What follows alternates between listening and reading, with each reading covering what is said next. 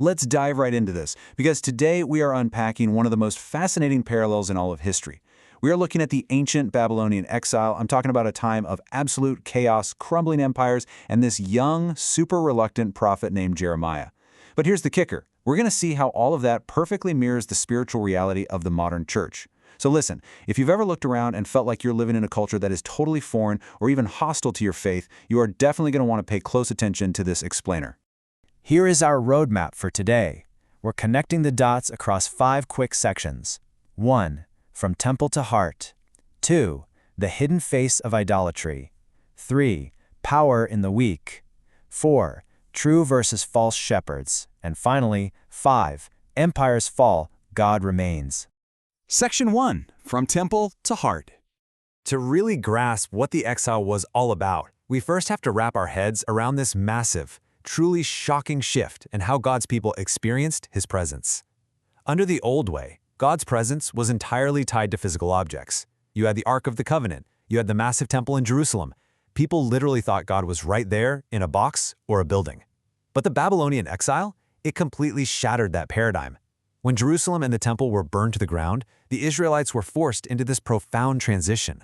They had to learn the new way. They had to realize that God's presence wouldn't depend on physical architecture anymore. Instead, it was going to be an internal transformation, with God dwelling right inside the believer's heart through the Holy Spirit.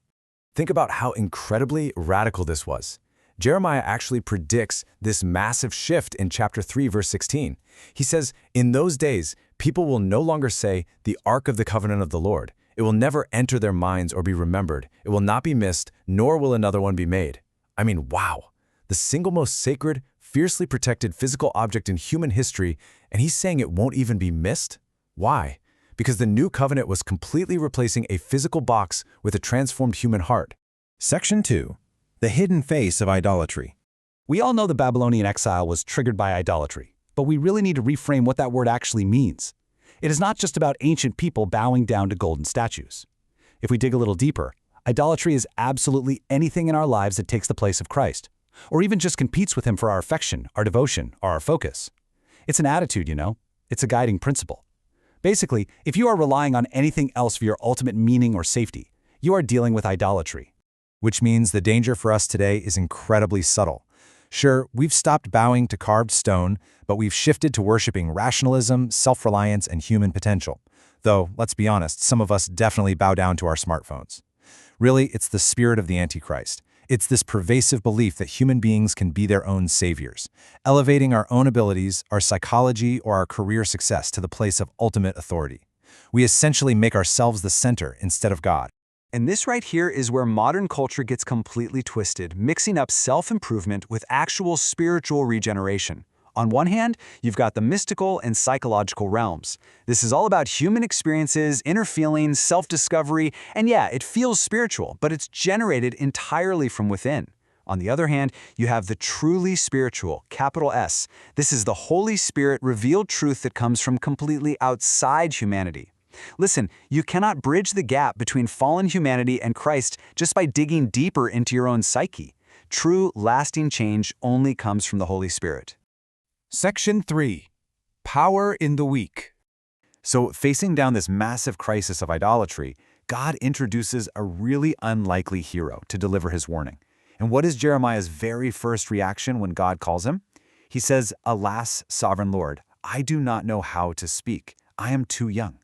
Jeremiah is the ultimate underdog here. He feels completely empty, incredibly weak, and totally unready. But actually, if Jeremiah had been full of swagger and self-confidence, God wouldn't have called him. God deliberately chooses vessels who feel completely empty, because then they have to rely entirely on His strength. Now, what's really brilliant here is the Hebrew wordplay God uses to encourage this terrified young prophet.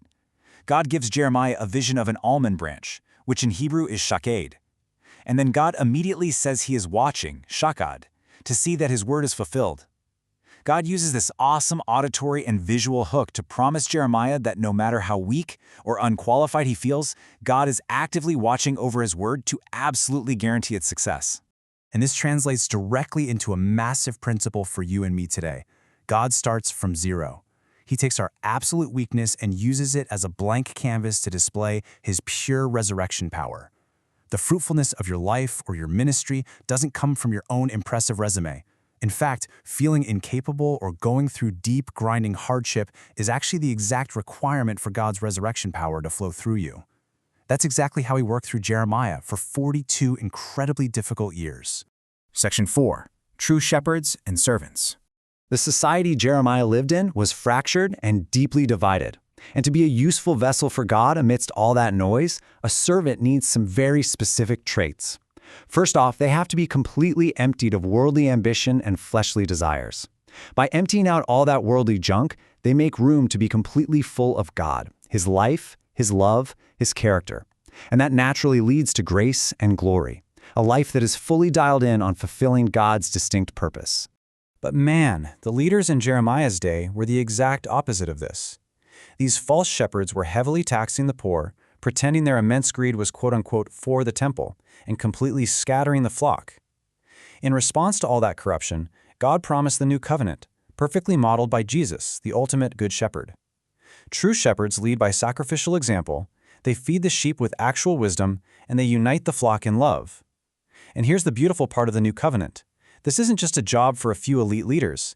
Every single believer is called to shepherd, serve, and build up the people around them.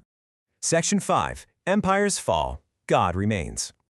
Okay, let's set the stage for the dramatic geopolitical climax of the ancient world, because we really need to see who is actually running history. We get this dizzying sequence of global upheaval. It starts in 609 BC, when King Josiah tragically dies at Megiddo trying to stop Egypt.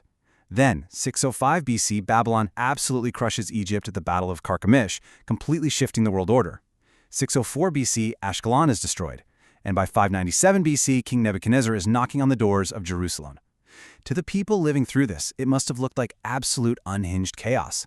But God was orchestrating every single move to discipline his people and shape the entire future of humanity. And here is a mind-blowing detail. In 604 BC, Judah's wicked king Jehoiakim actually took a knife, cut up the scroll containing Jeremiah's prophecies, and threw it in a fire. He literally thought he could silence God. But burning that scroll actually backfired spectacularly. It resulted in the message moving way beyond Judah. A new copy was made, it was sent straight into Babylon, and guess who read it? Daniel. Because an earthly king tried to reject the word, God's message expanded into this global, multinational plan that literally changed the course of human history. Which brings us right to the mirror structure of our entire explainer. Hundreds of years later, the Apostle Peter is writing to the early church, and he says, "Dear friends, I urge you, as foreigners and exiles, to abstain from sinful desires, which wage war against your soul." Do you catch that? Just like the Jews in ancient Babylon, modern Christians are spiritual exiles. We are currently living in a foreign, temporary, and very often hostile culture. And why this matters so much for you today is that our modern exile doesn't usually feature invading armies or literal stone idols. Instead, we are facing intense ideological pressures, fear, intimidation, and these massive modern cultural empires that are constantly trying to dictate exactly how we should live and think. Just like Daniel and Babylon are calling us to stand incredibly firm against these subtle systems of control. We have to maintain pure devotion to Christ and absolutely refuse to compromise with darkness. So I want to leave you with this final, intensely provocative question. When we look at the stark warnings of Jeremiah and the very real pressures of our modern exile, we have to stop and ask ourselves, are we truly on God's side, completely surrendered to His authority and His word? Or have we, kind of like ancient Israel, become so incredibly comfortable in our cultural empires that we're just blindly assuming Christ is on ours? Let that challenge sit with you today. Thanks for joining me on The Explainer.